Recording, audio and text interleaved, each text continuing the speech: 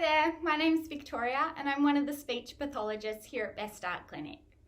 I thought we could take a moment today to talk about our fussy or our picky eaters. So most kids go through a phase of fussy or picky eating where they might not like a certain shape, colour, taste or texture of foods. And parents often get concerned if it's having a negative impact on the enjoyment of meal times. Creating a pleasant environment is a great opportunity for learning.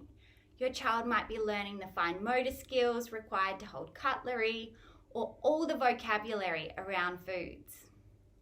So some tips on making our mealtimes more enjoyable would be to keep them happy, calm and social. So to keep them happy, have fun with food. You might cut sandwiches into interesting shapes, or you could make faces on fruit plates, have lots of colour and make it really visually appealing. To keep our mealtimes calm, this might be through setting up a predictable routine. So especially relevant at the moment, it might be washing our hands before we sit down to have something to eat. Try and keep mealtimes social. So this is a great opportunity to sit across from your child and get some quality face-to-face interactions in. Another tip would be to give your child some independence. This might be through offering them choices.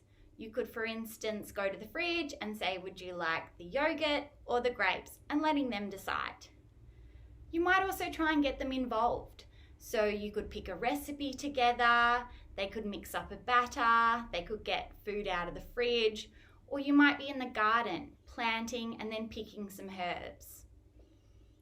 You want to continue to introduce new foods.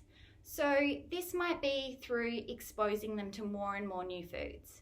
A child might need to see a food 10, 15 times before they're willing to try it. So just because they reject it initially, don't give up on it and keep trying. Try and add some variety without overwhelming your child. So try not to give them a whole plate of new foods in one go. You could pair a new food that you're trialing with a food you know they already really enjoy. And try as best as you can to give your child the same meal that the rest of the family's having in an appropriately sized portion. If your child sees you or their siblings eating a new food, they might be more willing to give it a go themselves. Sometimes there's a little bit more going on with our child than just being fussy or picky. And it's important to be able to recognise these red flags to get your child the support that they may need. So some of these red flags might include difficulty transitioning from being bottle fed to purees and then to solids, to have a complete aversion or avoidance of foods of one category, so for example not eating any meats. They might have less than 20 foods that they do eat. They might have had poor weight gain or even weight loss.